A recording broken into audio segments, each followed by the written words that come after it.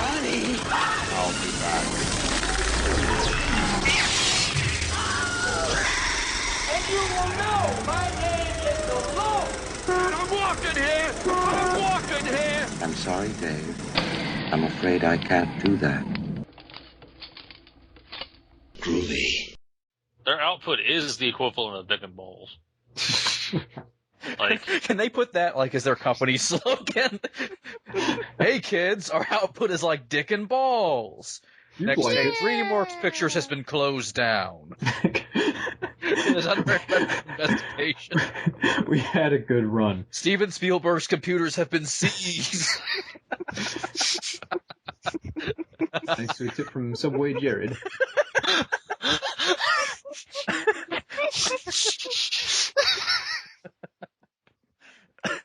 Unrelated news. I found the coolest Chud mask in the world. What even is this show? who are you people? Good questions to ask. And if you're listening, you're currently listening to Box Office Pulp.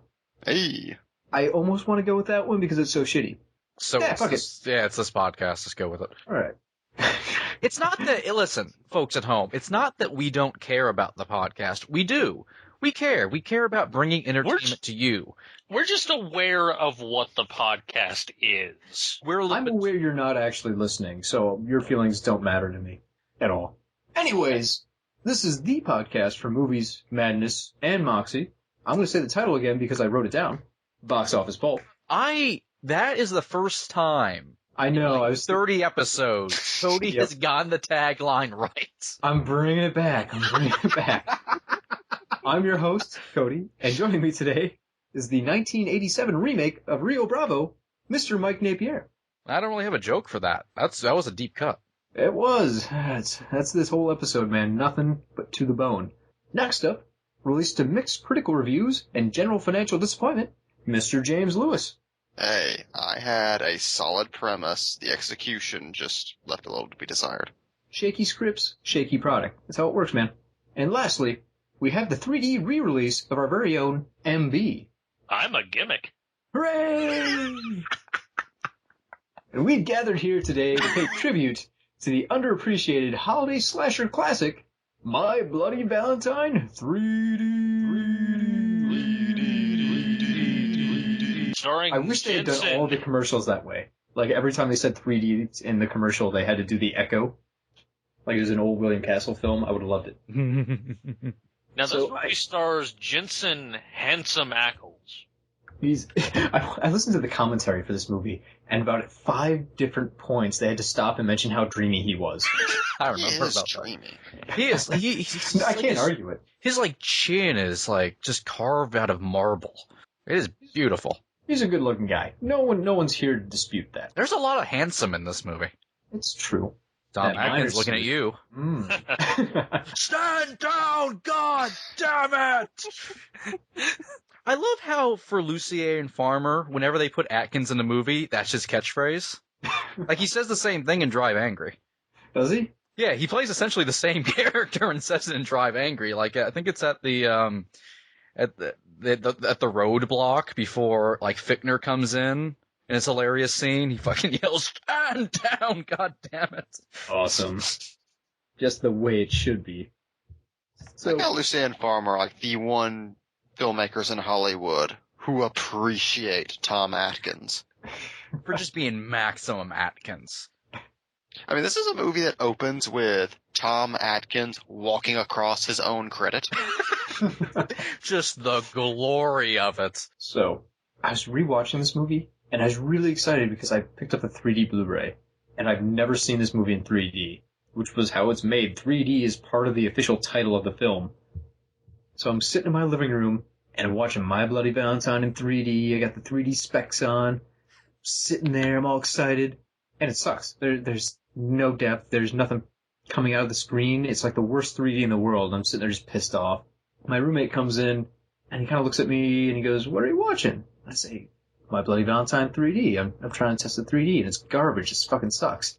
And he walks over to the TV and picks up another pair of 3D glasses, walks over to me and says, "You're wearing the wrong pair of glasses. Apparently, we have a set of 3D glasses that cancel 3D. And I was wearing those, so I was watching a 3D movie without the blurriness, but without the 3D. The worst part about this is I watched Goosebumps the night before with the same pair of glasses, and I was pissed off that I spent $25 for a 3D movie with no discernible 3D. This makes that you bought Goosebumps. Okay, I'm watching Goosebumps right now in the background as we talk, and even though Goosebumps is by no stretch a good movie... Is it fun? It's a lot of fun. I'm going to be watching this movie over and over. It's like a cabin in the woods if they were allergic to blood. I'm glad it's fun. So it's not another Pixels, that's what I assumed. No, I actually enjoyed watching it. It's kind of cutesy. I have no idea what the fuck Jack Black was going for with his R.L. Stine, but he's committed to it, so it kind of works as a joke. Anyways, that's besides the point. Goosebumps is a totally different thing. Goosebumps. Goosebumps. Another I'm afraid of no bumps. Cody, why do you own a pair of 3D canceling glasses? That's what I'm wondering about. I don't know the answer to that question. Did you drunk buy something again? No, it's not my TV. It's my roommate's TV that does all the 3D stuff, so it's his set of 3D glasses and all that. I like the idea of buying a super expensive 3D TV and stocking your collection with super expensive 3D DVDs, and then purchasing super expensive anti-3D glasses just to be a dick. I don't understand it. Because, okay, if you've got the glasses on, you get the 3D effect. If you take the glasses off, everything's blurry. If you don't want the 3D, just watch it in 2D, because a 3D movie always comes with like a 2D copy. Yeah, that's what confuses me. So I gotta follow this up if I can figure out the reason, because I've forgotten what the point was. Maybe it was if you didn't want the 3D, but you didn't want to deal with the blurring. I don't know. No, that still doesn't make sense. Maybe even if you have the glasses on, the 3D can kind of sometimes doesn't line up right, so the movie can look a little blurry on the TV. Whereas with these glasses, everything looked very much in focus. I don't know.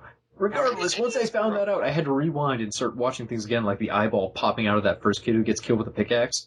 So I was very upset when that was not in 3D. I was lied to. I was lied to. The first time I watched this movie, I was actually in my local theater, and this is a little bit of a history lesson for folks. My Bloody Valentine 3D is a remake of the 1981 film. The catch was, for the 2009 version, it was going to be in 3D. And this was January of 2009, so about a full year before Avatar came out and made 3D a popular, cool thing again. Yeah, I think this was one of the first 3D movies to come out and forecasting the whole 3D boom of the late 2000s. I remember seeing the TV ads for this and thinking, oh god, it's that time of the decade again. Yep. So my theater was very small, and this was before every theater had been converted to digital projectors with 3D capabilities. So a horror movie comes out, it's R-rated, they dump it in the smallest theater possible. Like there's barely elbow room for 4 or 5 people to sit together. We're in there opening weekend, no one else is around. So every time something flew at the screen that was supposed to be 3D, I just had to shout, 3D! to complete the effect for everyone in the theater. This is where it comes from? You've brought this up before, but never said what movie. This is where it comes from. So when I watch 3D movies now in 2D, I have to scream out 3D when like a pickaxe flies at the screen or someone punches the camera. This movie is hilarious to watch without 3D. Yeah, it's like Friday the 13th 3D. Exactly. Yeah, there's no bones about it. They want you to know there's 3D in this film. Check it out. It's a jaw flying at your face in 3D. Like Tom Atkins dies 3D. The glory. He dies historic in 3 dimensions. This movie is such a throwback. Thank you. I'll be here all night. And the podcast there. It's done. Mic drop. But you were saying him. This movie is such a throwback to 80s cheese and gore. Oh, yeah. That you see the love for it on the screen. Like, Lussier does such an amazing job of framing every kill. He understands it so well. Yeah, he understands that it's not meant to be perfect. Well, that's what I was gonna say about the 3D. Like, I love the cheesy, overwrought 3D effects because it's just what a 3D movie in the late 70s would do. Yeah, it's a roller coaster kind of 3D. They have no bones about it. There's some depth, but most of it's stuff like, okay, we're gonna throw gore right at the camera. We're gonna have an eyeball pop out right at the camera. even the credits are really well done to show the effect of 3D, because it'll be like a tunnel and a newspaper flying at you, all that kind of stuff. And what I like about this movie and what I appreciate about this movie the most is that it has all that, but it also has a story and actors and a script to back it all up that are legitimate.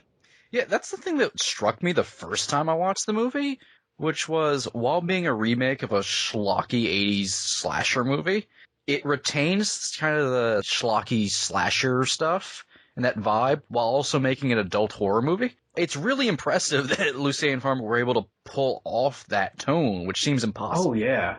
That's the amazing thing to me. Most movies post-Scream, especially in the slasher vein of horror, they're very self-aware, and they're either trying to kind of parody or elbow you like, hey, we're pretty close to this thing from the past, But there's a self-awareness there that makes it feel a little phony, or at the very least they're trying to be very subversive with the material, whereas My Bloody Valentine just feels like they made an 80s slasher film with current technology. Yeah.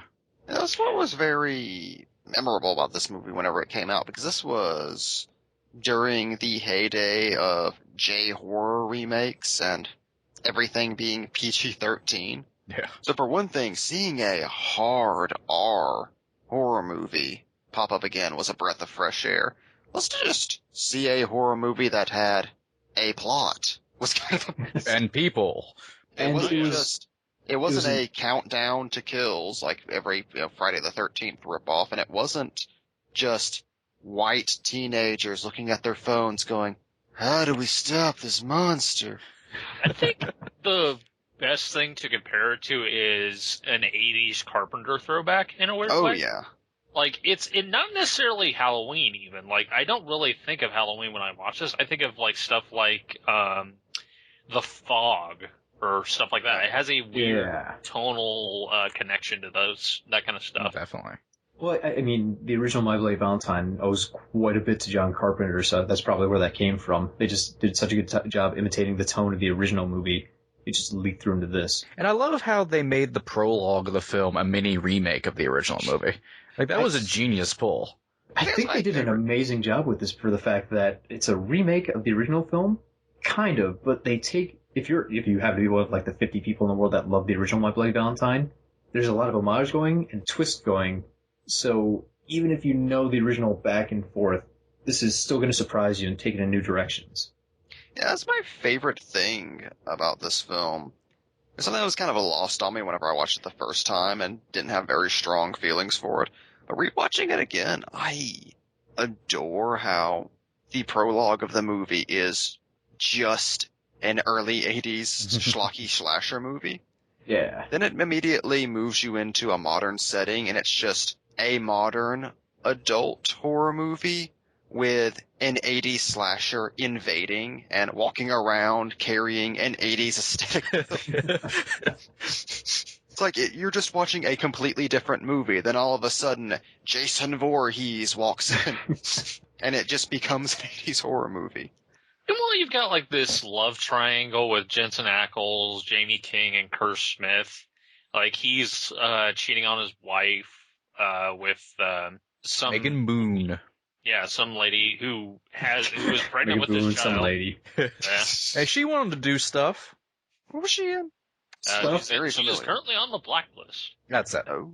But there's a lot of adult stuff going on because the real crux of the movie is revolving around Jensen Ackles' character as this guy who a lot of this like small town blames for this horrible incident that happened years ago. But they also believe that he's the killer that's plaguing them currently because of a lot of really bad circumstances surrounding him. And through all of this, you're really kind of following him as like a really sympathetic character who's just haunted by like this past tied to this dude who went around killing people as a minor.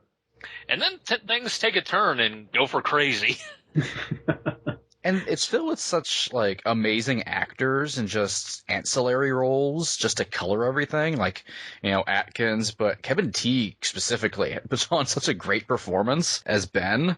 Like, just that first scene he has when Tom comes back into town and just goes off on him for selling the mine. That really old movie kind of plot. Like, it's stuff like that just takes it out of the schlock and makes it a real movie every once in a while. Yeah. I particularly like Jamie King's performance in this because she kind of, I feel like in the early 2000s, she was kind of typecast in a lot of these like femme fatale type of roles. Which, I mean, that's largely because she was one of the most noticeable things about Sin City, so that tended to happen. But here she plays like a very downtrodden, like, small town wife and mother, and like, just kind of this character who's caught in the middle of all this. She's like a really cool, low-key survival girl type of character, but King really sells it. And it's maybe like my favorite of her performances in anything. Yeah, I've always really appreciated Jamie King. I've always been really puzzled why she's not a bigger actress. Yeah, she's very underrated. One thing I really appreciate, this is on the opposite end of Mike's, it's a real movie on occasion. The importance the film places on theme-appropriate murders. Yes. Like, that's, when you're looking at slasher films, that's normally the best part. Like, you remember when Jason Voorhees puts someone's head inside a liquid nitrogen and smashes their face against the counter, or stuffs them in a sleeping bag and beats him to death against a tree. Those are very memorable. That's why we see those movies, to be honest. And with My Bloody Valentine, we get stuff like the pickaxe going through the back of someone's head to knock an eyeball out, or a shovel being stuffed through someone's mouth to sever their head at the jaw. Or Tom Atkins super dying. That's the best way to describe that. Let's just tear off his lower jaw and fling it at the camera. Tom Atkins exploded. Oh! In slow-mo 3D. Yes. And I just love that so much, because it's slasher films to me are kind of a weird breed. I enjoy watching them, but in the back of my head I'm always thinking, okay, this is a movie about a guy just viciously murdering a bunch of people out to have like a good time. And in the wrong hands, you could end up making that movie just incredibly depressing and violent, and you end up with something more akin to Saw, which is fine in small doses, but not every horror movie needs to be that way. And it's pretty rare right now to find a movie that's more like My Bloody Valentine, that's not trying to be kind of a parody of a slasher film, but is just trying to be a campy, fun murder film. Yeah. Yeah, there's a very big difference between doing parody of a genre and embodying a genre. Exactly, yeah. Most movies now either want to kind of riff on the ideas and say, hey, look how far we've come, or they want to go in a complete opposite direction and make it either a much darker product or really slag on what they used to be. And this movie doesn't do any of that. It's pretty much one of those movies brought into the current day. Well, what I like about Mike's point about this kind of occasionally coming into a real movie is that you have a really strong balance of seriousness and fun, which I don't think any movie, like any horror movie, definitely not any modern horror movie, has really gotten. That is what you really have to do to be able to sell that kind of stuff, like to sell the schlockier stuff. Yeah. And give it staying power. I mean, you look at the main slasher himself, who, I don't care what his name is, he will forever be the minor 49er to me. Like, Adult Scooby-Doo movies coming to a theater near you. In addition to being genuinely terrifying, that's also just a cool fucking design. You kind of cheer a little bit whenever he walks onto the screen. It's like, yeah. Like when he walks through the mine, he's smashing all the light bulbs with the axe. So damn cool. Speaking of Jason, I love that joke in the prologue so much. And that kid walks up behind the miner. Jason, is that you? So that was apparently just a fun coincidence that the only two kids in the beginning that got killed are Michael and Jason. That was a coincidence? They said they had a bunch of kids named, and they kept rewriting the script to get rid of more and more of them because they didn't have the time or money to have like 5 or 6 kids murdered in the opening prologue. So when they finished it, they realized they had left over Jason and Michael, so like, oh, perfect, fuck it, go with it. So it wasn't an intentional homage, but they realized it after they did it. Now I wish they had done more. Like, they just have people running up. It's like, Regan, is that you? Head spins around backwards. Tom Atkins? All right, kid, throw me. And they go to find the body. I shot him 6 times. Oh god, the last one killed is Loomis. I'm sure if you count, he did shoot him 6 times. But yeah, like stuff like that. Like as much as the Scream franchise kind of put the stamp on that in the modern times, like I love horror movies that are willing to break the fourth wall and reference that stuff, but not to the detriment of the actual story that's going on. Like, that don't do it in a way where it's like, hey, remember all this other stuff? We really like that other stuff. Nudge, nudge. Remember that other reference? Take all the good emotions you have about those other movies and redirect them towards us. Give them to us. Give it now. Yeah, My Bloody Valentine is self-aware in places, but never in a satire or wink-wink sort of way. Yeah. Just in a fun sort of way. I just think adds to it. I'm amazed, too, at how hard they went with this thing. Like, there's an entire scene where a woman wears no clothes and is chased around a parking lot by a maniac before having to fight him, still naked, in a heart-adorned motel room. Yeah, And they don't hold back on any of the nudity. They're not trying to sneak away with it or show it for a second. No, it's just full long takes of a completely nude woman running around. It's incredibly ballsy. I mean, hats off to Betsy Rue, because holy crap. She's always good in everything. And funny thing with that scene, I think is like 1,000 times better because she's naked for multiple reasons. But that is just funnier that she's naked the entire time. But it really makes the movie stand out because where else are you going to get that? It also makes the scene almost impossible to show on like any public television. I know, it's like cut out every time almost entirely. Yeah. And again, this was during the heyday of the PG-13 horror movie. I know, it's Yeah, so right? in your face. And she was actually supposed to, I think, have like a sheet wrapped around her or something, but it kept falling off as they were filming, so I think Betsy LaRue said, just let me fucking do it naked. Yeah, she was apparently very at ease with the entire thing, which apparently put the crew at ease. The crew was more concerned about doing it than she was. That seems to be usually how it goes. It was also interesting because, judging from the commentary, the studio had no issues going into this movie. They were worried that it wasn't going to be extreme enough. Like, when they first started showing them dailies, they were like, I don't know if this is working, and then they showed them the 3D scene of the first kid getting killed with a pickaxe through the back of the head, and they got to see the 3D eyeball popping out. The studio was like, oh, yes, add more. Yeah, more well, this gore. is Lionsgate in like the heyday of Saw. Yeah, Saw when they were like, sequel "Fucking go for it." specifically. That's So cool. yeah. Which is awesome. I can't normally hear about, an R-rated movie and the studio doesn't want to get behind it because it limits the audience. And at this time, I'm like, no, this is the audience. We got to play our strength here. And it worked. I looked at the box office totals for My Bloody Valentine 3D, and worldwide it made $100 million No. on a budget of $14 million. So, goddamn, that is a great return. And it's actually kind of staggering we didn't get a sequel based on how good the returns were. I mean, one apparently was, I think it was, they had meetings about it, and it was apparently gung-ho about it. Then Lionsgate said, we don't really want to do horror anymore or something. Like, really random like that, just died out of nowhere. And we got 17 more Saw movies. Yeah, which is weird because it's Lionsgate. They're kind of known for horror. They've been stepping away from the last few years, ever since they kind of bumbled into, Hunger Games money? Yeah. They realize there's bigger fish out there, so they don't have to make, $50 million at a time. They can make $400 million. Which is a shame. It'd be interesting to see if that turns around, though, now that they don't have Hunger Games anymore. Well, they're now, so. Yeah, I was going to say, they'll find a way to keep going with that Hunger Games money. They'll do, like, prequels or spin-offs. They'll find very similar projects. It sucks. I would have really liked to see what a sequel is supposed to be like.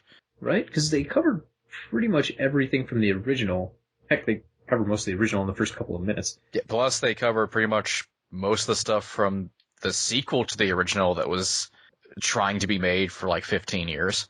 So it would have been a completely original thing. I would have been on board. Yeah. I'd be on board with more Lussier projects. Like, his Halloween 3 they kept talking about seemed like it could have been great. And I'm very disappointed he's not really attached to the project anymore. So disappointed they weren't able to do Hellraiser. That fell apart. Pretty much all the stuff he's been attached to recently has fallen apart, which is just a damn shame because he would be perfect for another one of these old school slashers. They were this close to making a Ghost Rider movie. Think about that. Amazing one. And What are they doing? They have anything coming up? Didn't Lussier direct to Terminator Genesis? No.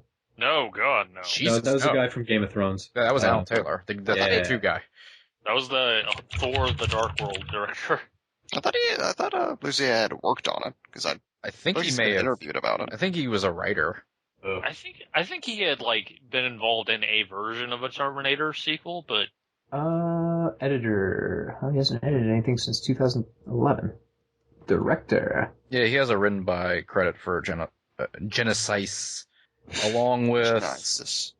Oh man, he hasn't directed I'm sure there's a anything lot of since Amber 2011. fans on that That's list. a shame. yeah, nothing since Drive Angry. Wow. Such a To be shame. fair, when you make Drive Angry, you can rest on your laurels. Like, I had undead Nicolas Cage battle the Saint of Killers. He made the Life real accomplished. Ghost Rider movie. I still love how Lussier and Farmer are the kind of guys who are like, oh, they passed up our Ghost Rider movie? We'll just make a copyright-free Ghost Rider movie. The generic And- version. Complete with the same actors. I guess as long as we're talking about Lussier, I think we'd be remiss not to mention his skills as an editor and how important that was for these movies. Yeah. Because the guy has done Scream, Mimic, Scream 2, Halloween, H2O, Scream 3. I mean, the editing was great. If the rest of the movie wasn't. Like, the fact anybody could edit that movie is impressive. Right? So, really, the guy is damn good. And it's great because he can take all those skills and he knows what he has to do when he's directing a movie to really emphasize them. I was watching the movie the other day with the commentary track on, and you realize it still works pretty good watching it only halfway and having other people talk over it. And then as soon as you add in all the Foley effects, it's just superb. Yes. Also, man, that guy loves adding mac and cheese noises for stab wounds. I forgot about that. Yeah, this is definitely a movie that has a clear narrative flow to it. It's not one of those assembled in the editing room movies. Mhm. I suppose as an editor, you probably get sick of having to save movies all the time, so probably made it a point to just get it right the first time and Doing make it his job easier live. later on. Yeah. Flying by the skin of our pants. I am curious. What was your guys' take on the ending plot twist? Like, how do you guys feel about that? I really enjoyed the fact that they took it in a different direction than the original. Yeah. You know, in the original movie, it's Axel, actually, who is the bad guy, who is crazy. And this time, they really twisted that on its head and took the character you liked probably more than anyone else and made him the villain. More so, I like that it wasn't just he was using this as a plot to get after people. He was legitimately insane, so he didn't even realize he was the bad guy, which Yeah. explains a lot of his behaviors and makes a lot of the plot holes kind of disappear. Yeah, that's what I really appreciated this time around about that twist is watching the movie going in, suddenly that character's incredibly bizarre, destructive behavior makes so much sense. Because Axel's character is very strange for a horror protagonist because He spends most of the movie investigating by himself, and he's kind of an asshole to a lot of the townsfolk. Yeah. and does a lot of weird, destructive things for seemingly no reason. So when you find out he's hopelessly insane, everything clicks into place. Yeah, people have said like, that there's no hints to that twist at all in the movie. It's like, There's a shit ton of them. there's a ton. It's like, just watch Ackles' performance. His performance Nothing for he does one, makes sense. they show him taking pills. His action, like you said, his actions don't necessarily make a ton of sense taken on their own. There's specifically the one scene where he first sees the miner come out and kill Red. One, he doesn't say anything to Red when the miner's approaching him. Yeah. And two, there's that scene where he gets knocked into the elevator, turns around, all of a sudden the miner's right next to him, and he starts mimicking his movements. Yeah, they're mirrored. Yeah, which is just, it really stands out. The first time you're watching the movie, you can't place why it really stands out, but you just notice it feels wrong. And in retrospect, it stands out. It makes perfect sense. It's not supposed to be realistic even in the sense of the movie. Yeah, I like how it plays on like the old horror cliche of like, oh, the slasher and this character are united in some way, subtextually. It turns out, no, it's just the text because he's literally the slasher. He is literally the slasher. Like, that was like a genius move on their part. I imagine like this would be kind of like what it would have turned out to be had the Halloween movies actually followed Jamie being the killer in these sequels, where she was kind of possessed by Michael in a weird way. Are you talking the but, like- zombie ones, or? No. Jamie, as in like the daughter of Jamie Lloyd from. Oh, jeez. I was, for some reason I thought you meant Jamie Lee Curtis, and then I was thinking the Yeah, remake. in the fourth one, like it ends. Spoilers for Halloween 4. You've had 20 plus years. 30 years later. It ends with the little girl protagonist killing her stepmother, and essentially, kill the little girl, no. but it ends with I love her group taking Loomis impressions. This is my favorite. But she ends up taking up the mantle of Michael Myers, and I wonder if, like, that would have been the way that they would have gone about it with her, like, seeing Michael and, like, seeing it from her point of view. Like, that would have been an interesting way to save Halloween 5. Well, it's funny, like, the old slasher movies kept trying that idea. The whole legend of the killer carries on in somebody else, with Tommy Jarvis and Friday the 13th and Jamie Lloyd.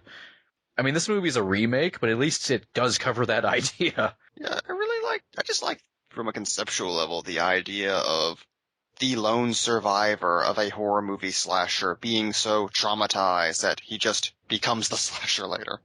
And isn't aware of it. That's what I really liked about that twist, is you just see that turn to where he just has DID, just thinks he's Harry every once in a while. Yep, at the end there you can totally see his performance just shifts and he's no longer Tom, he's Harry Warden. It's definitely, like, a less silly version of Secret Window, where...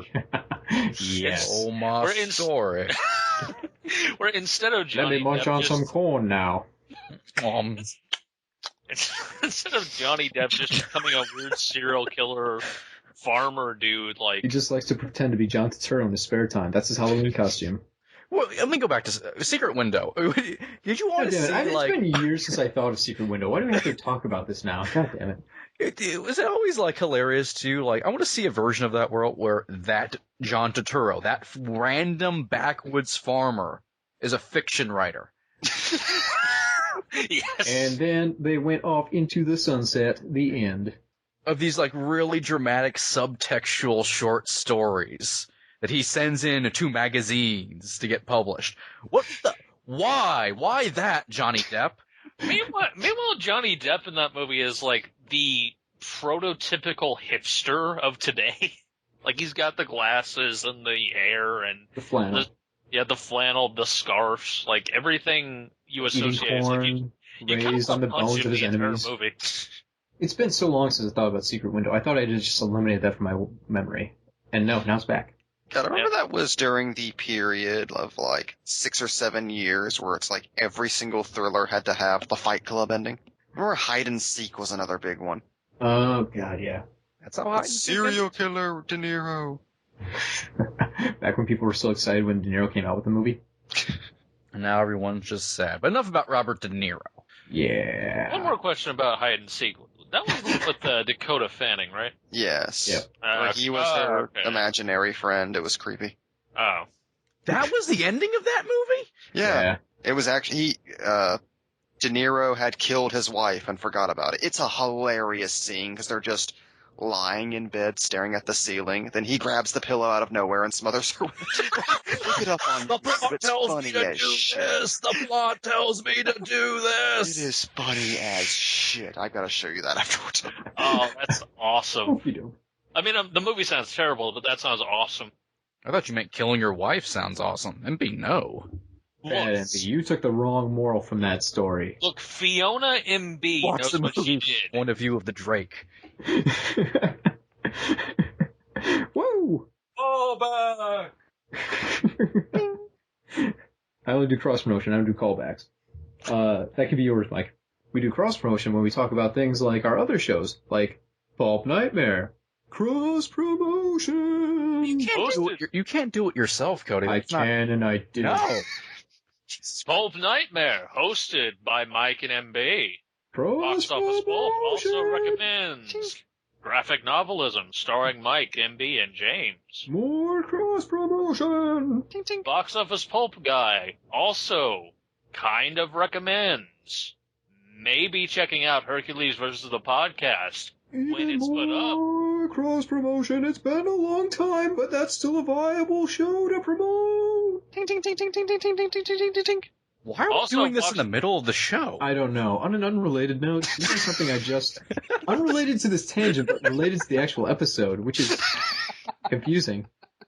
This is something I didn't pick up on until just this last viewing, but apparently they took a ton of inspiration from Twin Peaks when they were putting together My Bloody Valentine 3D, which is just such a weird way of looking at one property and transmuting it into another one. Apparently they wanted... That's one of the reasons why there is a little person as the hotel manager. That makes so much more sense now. And there's the I thought they small just town really wanted that shot atmosphere. of him hitting her with the pickaxe and throwing her into the ceiling. The best death ever. They probably wanted that too, but they said they wanted to add that little bit of extra weirdness in some of the locals. So they wanted to make the characters a little bit weirder. They wanted a small town atmosphere. The mine is more or less the log mill. Just That makes a lot more sense. Yeah, and the idea the killer isn't aware that he's the killer. Oh, wow, yeah. I never really realized that before. Wait. You're saying this could possibly take place in the Twin Peaks universe? A minor 49er is Bob? In a way, yes. Actually, not even in a way. Yes, he's just a new Bob. A new Bob. A new Bob. I'm gonna feed into the new Twin Peaks season. Oh man, I would love that. Jensen Ackles as Bob. Yes. My name is Mike. His name is Harry Warden. His pickaxe sounds like... Yes, I love how people think that he was literally possessed by Harry Warden. That's one direction they could have gone, and it would have been very 80s. The thought had crossed my mind, but no, that definitely does not seem what they're going for in the movie. If they did like a My Bloody Valentine 3D, it could have gone to that direction, but I don't think they're really going for that in any way. Okay, I know this is really random of me to say, but God, does this make me realize I really want to see Patrick Lussier direct a remake of Shocker? God, could you imagine? You know, he worked with Wes Craven quite a bit. If anyone is the logical heir to do a remake of one of his properties, it'd be him. Oh, Lucier Farmer Shocker remake. Oh. And can you imagine Adkins playing the Michael Murphy role? Alright, we gotta get on change.org right now. Oh God, fucking... Pinker goes into the internet and winds up on a porn set. And Mitch Pileggi reprises his role. Yes, it has to be. Oddly enough, the soundtrack is completely unchanged. Yeah. Money for nothing and chicks for free. No more, Mr. Nice Guy. I've never wanted anything more in my life. Oh, now I'm mad this isn't happening. I am mad. Legitimately, real life mad. I hate you guys. You're welcome. That's what Box Office Pulp is there for. Making you angry, a little sad, despondent, just like we all are in our normal lives. We're not on the show to make you sad and despondent. Box Office Pulp, everybody. Hope you're feeling bad. Moxie. Fuck you, folks at home. That's my Mighty Ducks speech right there. I'm trying to get all the troops rallied up. Listen, we're referencing movies, so it still counts. Right? Yeah, I said a movie with a speech in it. Secret Window is a movie, so that's okay. It is not a movie. You take that back. Yeah, you got us with Secret Window. You deserve all the pain you get. I didn't fucking bring up Secret Window. You stole my story. Stole my story. Please stop with all the Totoros. War of the Totoros. I'd watch that, actually. That'd be great. So much corn. As long as we can go into recasting shit, just imagine Clash of the Titans, the new one, but with John Turturro as the main character. Like him fighting giants and hydras. Just being confused the entire time. Liam Neeson unleashes the Crake and then John Turturro has to fight it. He's dressed up like he's an Oh Brother Where Art Thou. He has a love story with a younger woman. Do not seek Hades.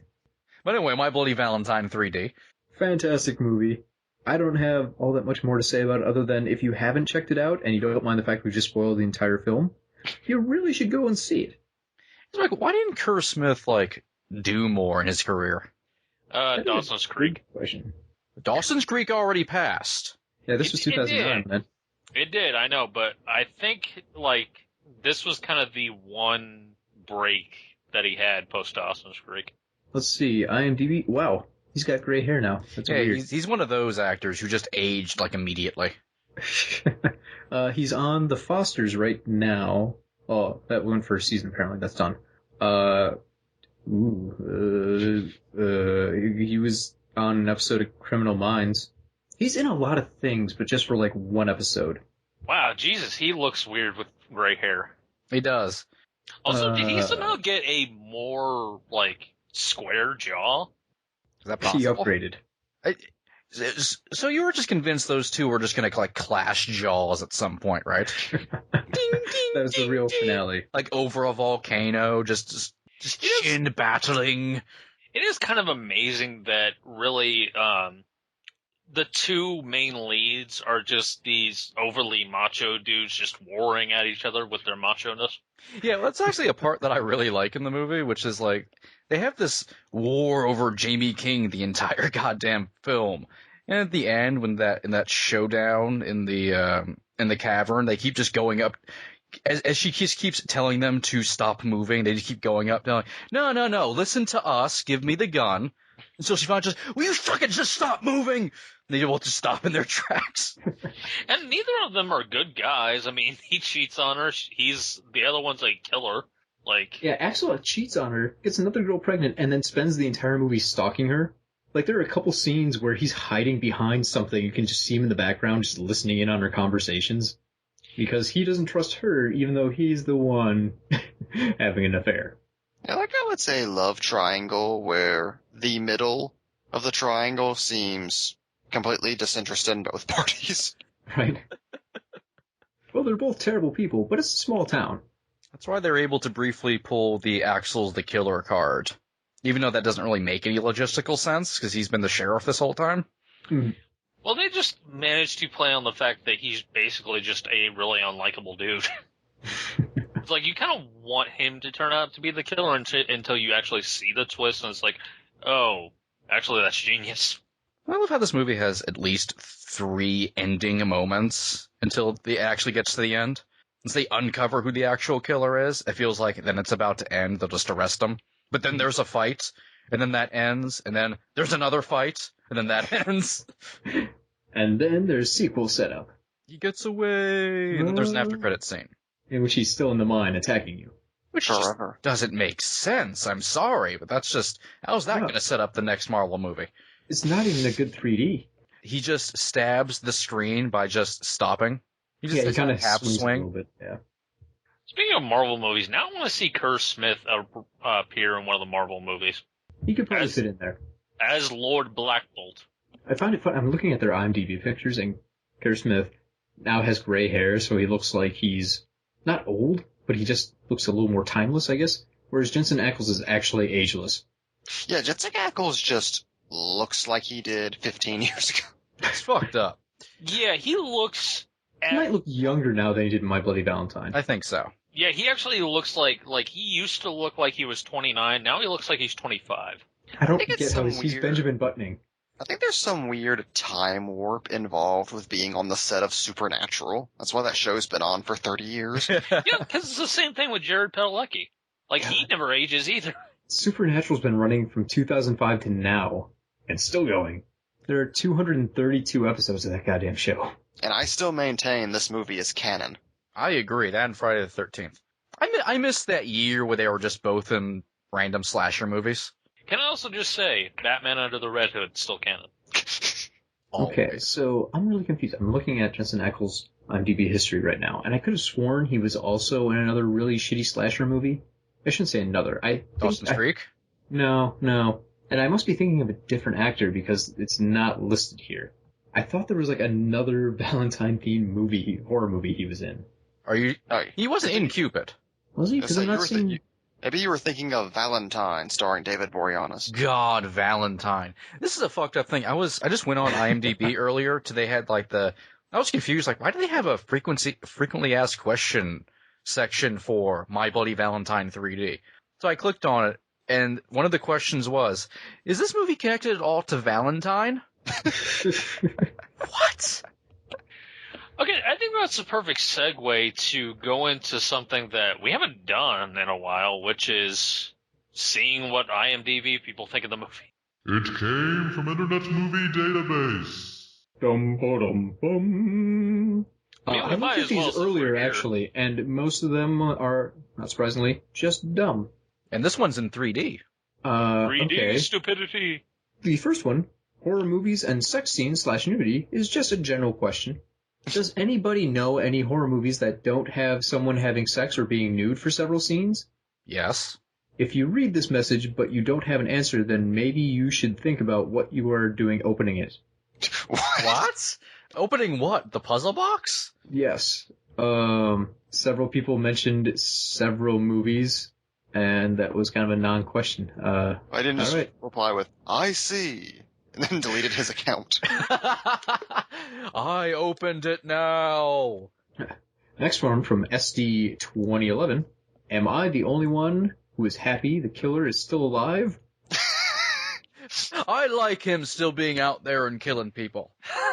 I don't know why, but I wanted Tom to kill Axel at the end. I was disappointed when he was still alive. Emoticon. Which emoticon, Cody? It's the bland face emoticon. Oh, okay. Well, that just makes it confusing.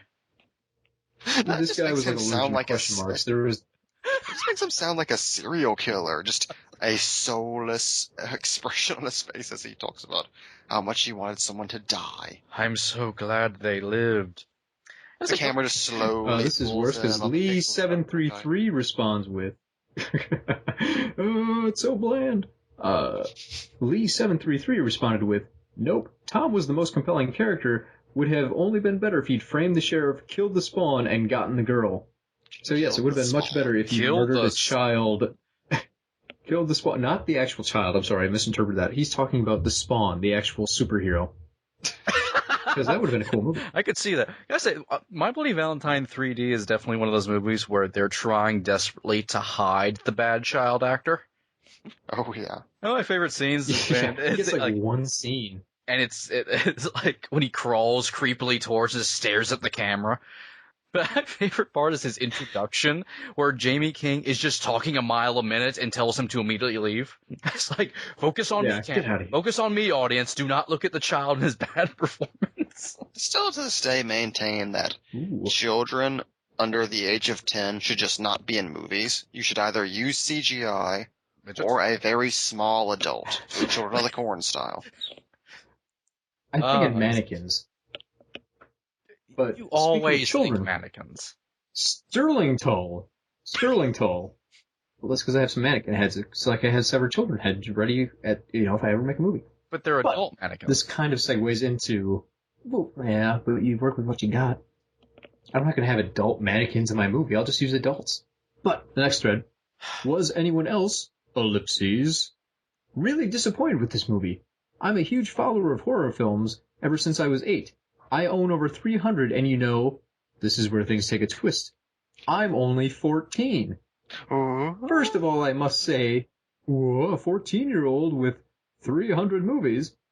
First of all, I must say that I love the original, and even though I don't agree with remakes entirely, I do believe that there are some golden ones. People need to understand that they are reimaginings, caps lock.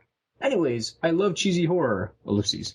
But the story was poorly done, ellipses. The editing was horrible, ellipses. The acting, caps lock, was god-awful. Which what else did I expect? The script was subpar, ellipses. I mean, ellipses. I was excited to see this, ellipses, and thought it was entertaining enough to finish, ellipses. I was just, ellipses, disappointed, ellipses. What did anyone else doing a telegraph? What the fuck? Stop. I don't care if you're 14. The first, two sentences were all commas, like it was Shatner reading it. They're giant. Actually, can I reread the first couple of lines? There were a lot of commas. I'm a huge follower of horror films ever since I was 8. I own over 300, and I'm only 14. First of all, I must say that I love the original, and even though I don't agree with remakes entirely, I do believe. And it goes on like that. Then it turns into ellipses at the end instead of commas. What I love about that This is fascinating. Outside of the punctuation that just sounds like me on the internet when I was 14. Yep. I was no better.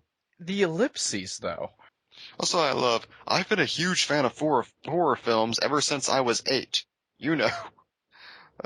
Just a couple of years ago. I'm an expert on this subject now. Yesterday.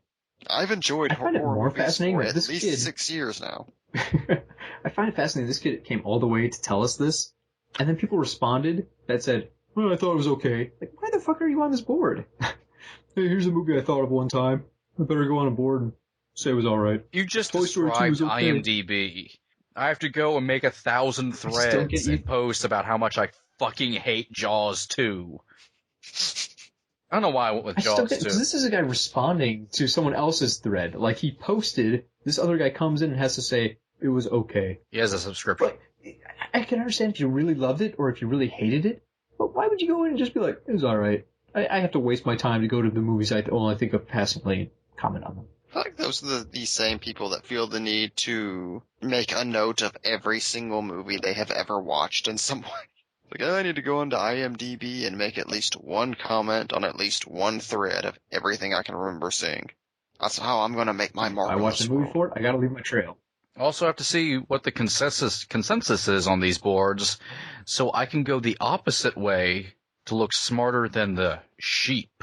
Let's see what the IMDb Top 100 has to say. Just breaking IMDb wide open, just plowing into it. Now, time to make a page for a movie that doesn't exist. Also, Come on, guys, old school too. I don't know if we're probably even worse though, because we're just sitting on IMDb talking about the people that are just impassive about We're IMDb using it for content, though. movies. We're getting content. More content here. The next thread, meant to be funny, ? Yes. By Eye of Newt, 555. The movie was so horrible, was it meant to be funny? And I mostly just brought this one up because I like the response to it, which is just kind and factual. Jensen Ackles said in an interview with Venice Magazine, February 2009, there's just the right amount of mozzarella shredded over the movie that people will understand that it's not trying to take itself too seriously. Which is a well-reasoned response to someone who enjoyed the movie to someone who didn't like the movie. Yeah. And it actually works so well that I Have Newt 555 comes back and says, that's a nice way to sum it up. It was entertaining, which I guess is all it was aiming for. Holy shit. This guy solved the fight on the internet. Why? Okay. The one time Why it are we happens. sending this person to the Middle East to fix everything? He did it! This person started saying this was terrible. Someone said, oh, here's a nice quote saying the movie's actually supposed to be kind of funny. And the person responded with, you're right, it was entertaining. Holy He's a miracle The worker. power of the Jensen internet has Ackles. come true. We need to harness the pure Ackles of it and bring about world peace. So, Veliki, we salute you. You are a miracle worker. Come on the show. I think we need to just end with that. Pretty much all of his latest message boards posts are about Jensen Ackles or Supernatural.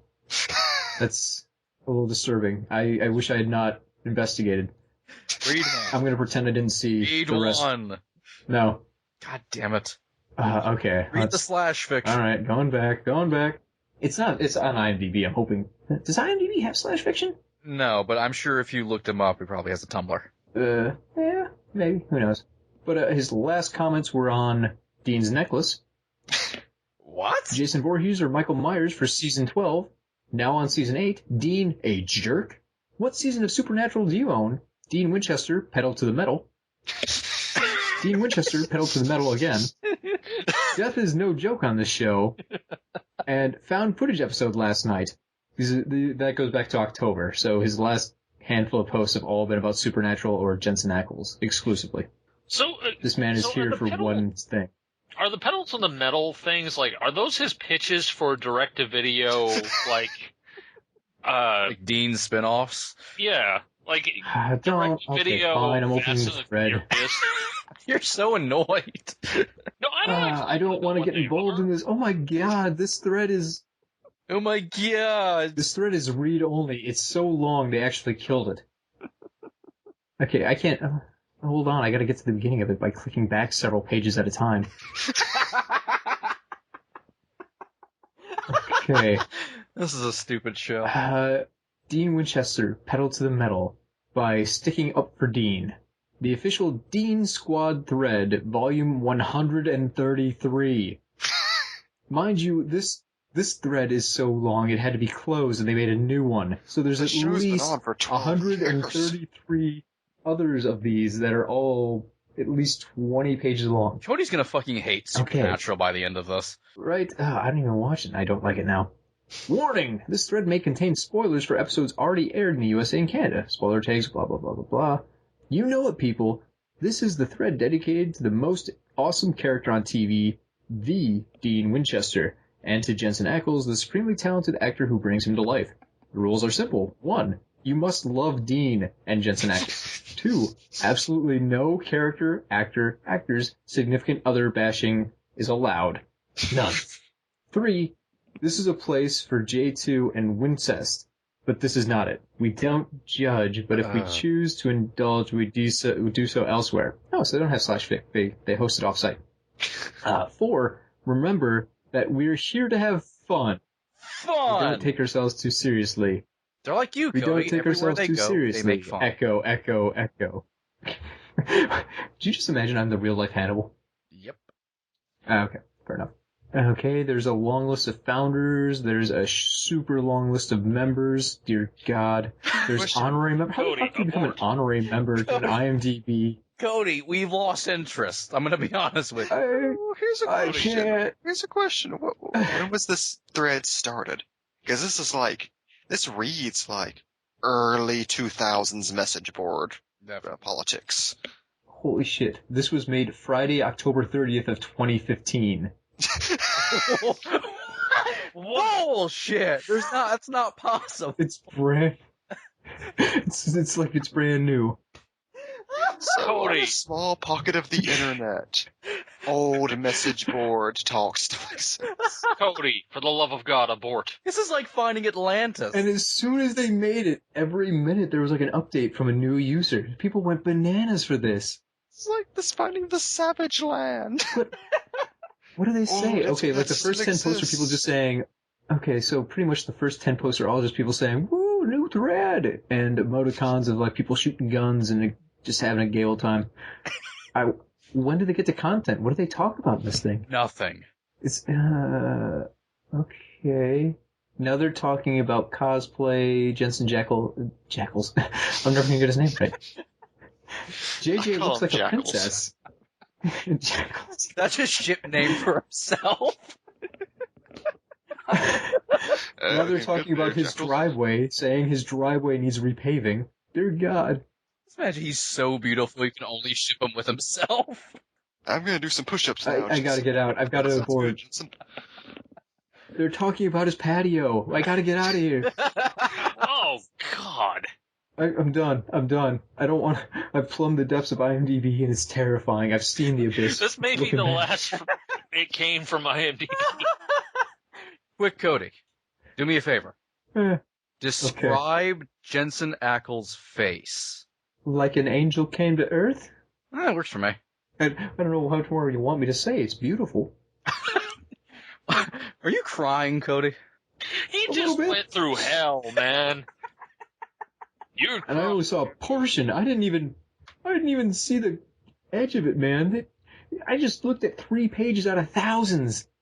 Ow! Got to his patio. Kill me! Is this how Jensen Ackles stays so young? Is it like an American Gods thing where all the worship from his fans online just feeds him and keeps him young and vibrant? I think What so. the fuck, Internet? Come on. We love you guys, though. We love you fans. We do. No. not Supernatural fans. No. They're good people. I love No, Supernatural I don't like fans. any of 'em. Supernatural has the best fans in the world because I've said this many times. Supernatural fans are the one fan base that actually enjoys the show they watch. I've never seen a Supernatural fan They're certainly bitch very once dedicated. in 11 years. Here. They are dedicated, Cody. That is true. You've seen the extent Here's of to that. you, Supernatural fans. I But seriously. wanted to discuss... Cut out the Twin Sis stuff. That's creepy. It's weird. I don't like it. I wanted to discuss the number of holiday-themed horror slasher films, but now I'm just demoralized. Just imagine it yourself, audience. Just pick your favorite one and just go watch it. Oh, come on, Cody. Come Don't on, pretend do it's it. Halloween. Come on, Cody. You can do it. You can be Cody. Come on, buddy. I just wanted to. Come on, breathe in. It's tradition to breathe- watch My Bloody Valentine on. Out with the IMDb. So for me, it's In with the tradition. bop. I feel like this is going to be a horrible X-Files episode. I'm just going to turn into like one of the fans at night. I'm going to just be looking it up without even thinking about it. I'm just going to become a dedicated fan of Supernatural. It's the It's going to green convert me. glow of your Macintosh 1998 edition. So, is your yearly one the remake or the original? The remake, oddly enough. I think that's a better way to go. I saw the original one in theaters first, and then I tracked down the DVD copy of the original, which apparently is still edited.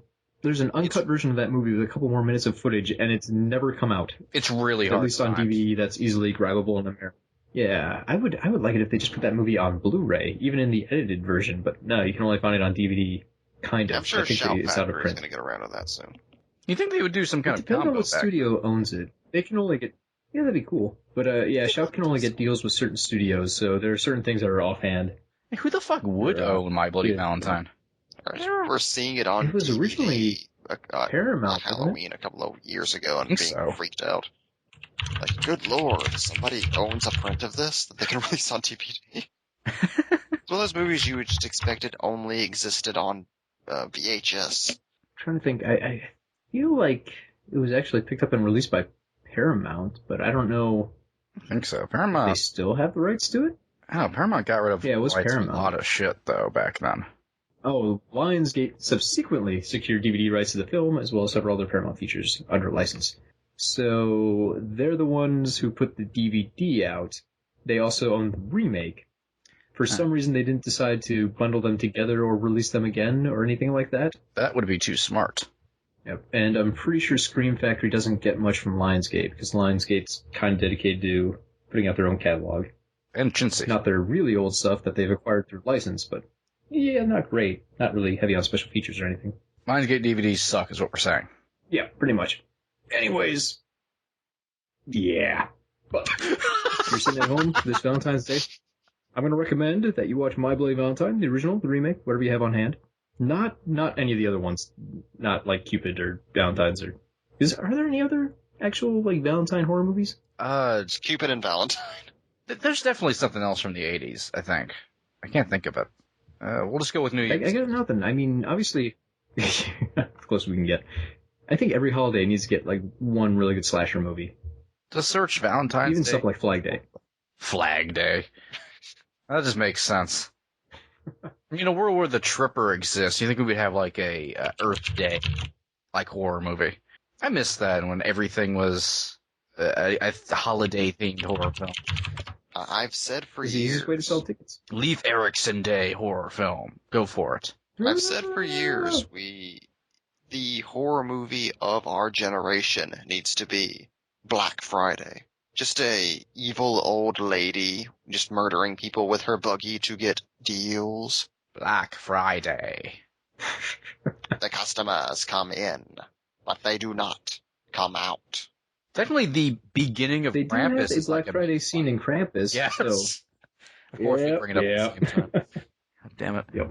That was She that's slashes probably the best one. prices and throats. What does it sound like one of the fake trailers in front of Grindhouse? Grindhouse because did have Thanksgiving. exactly.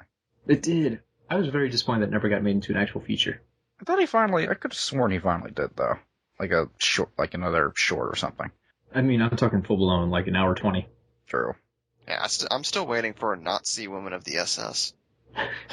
Rob Zombie will get around to it. That got this close to being made though. So at least it came closer than most other things. With Nicolas Cage as Fu Manchu. Ha ha ha ha ha ha. Best trailer ever. Next to Hobo with the Shotgun. Anyway, our thoughts on Grindhouses. Box Office Pulp recommends My Bloody Valentine 3D. Coincidentally, DVDs are still Box coming. Office Pulp recommends Jensen Ackles' back porch. It was a Box Office patio. Pulp guy would love to crawl up and fall asleep on that porch in the winter nights. And has. Box Office Pulp Box- Box Office Pulp is currently wearing a suit made of Jensen Ackles. Damn it, that was my next one. Box Office Pulp Guy will be starring in the next season of Supernatural. Where I'm sorry, I'm still just laughing at the mental image of Box Office Pulp guy in a Jensen Ackles suit. just Just dancing still somehow around. handsome. I'm so pretty. Box Office Pulp guy would fuck me. I'd fuck me. Just dancing around his little hobo shack under under an overpass. White Horses is playing in the background. That's just in Box Office Pulp Guy's head. Box Office Pulp Guy can't afford a boombox. Box Office Pulp Guy once spent some time 7 years ago in a mental asylum and is too dangerous to be let out in society. But Box Office Pulp Guy came back to town anyway to sell his father's mine. Box Office Pulp guy got a little too specific there. Box Office Pulp guy owns 3D glasses and 3D glasses that turn 3D into 2D. So it's like watching a normal movie in 2D, but in 3D. Box Office Pulp guy is blind. killed his wife and forgot about it. You stole Box Office Pulp. Stole it. You're a porn. Does anyone know the song from the end of the original My Bloody Valentine? We can go out on that. No, that's too much of a stretch. I'm sure Mike can just edit it in. Nah. No, James Okay. has to sing it. It's like 2 lines. It's tradition. That's true. We need a sad rendition of a song so we can all go to sleep. So we can all go to sleep. It's sleepy time, guys. Box Office Pulp guy can't go to bed until he has 1 aspirin, 1 sad song, and a hammer blow to the forehead. Box Office Pulp guy has to sleep on the floor now. A family of crabs has moved on to Box Office Pulp guy's bed. Box Office Pulp guy has to move from the beach now. This fucking show's so fucking stupid. I found it. It's actually, it's barely anything at all. I don't know if you can call it a song. Box Office Pulp guy's daddy's gone away. Harry Warden made Box Office Pulp pay. That's a wrap. Go the fuck home, everyone. Get out of the mines. And remember, facebook.com/boxofficepulp. Subscribe and rate us on iTunes. And if you like this show, I'm confused. Why would you? Yeah, I'm sorry. You can I don't even like this show, and I make it. Yeah, it's your fault. You can find other shows of the Pulp Podcast Network, including this one, at pulppodcastnetwork.wordpress.com. All the things you can ever want are right there. And Stitcher. Gross promotion. Dink, ding, ding, ding, ding, ding, ding, ding, ding.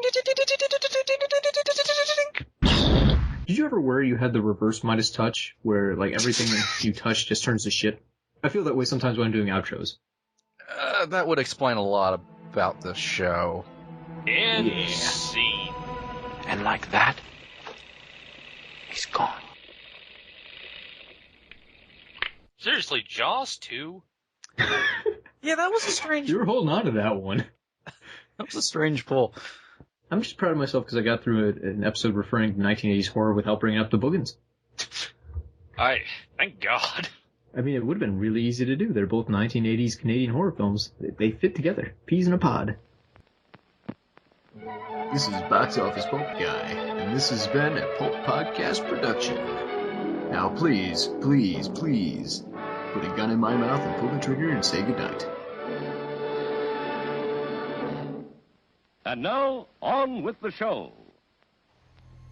Mr. Johnson, have you heard about those people who don't know about our podcast? Yes, sir. I've heard of them.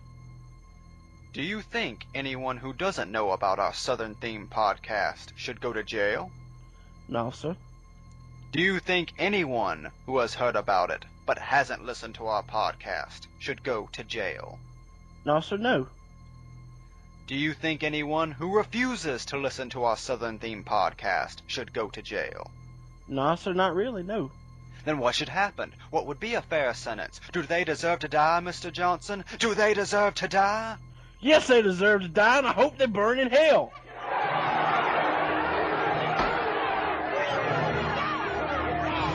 Matt Johnson was found innocent of all charges and resumed hosting his monthly podcast, Below the Bible Belt.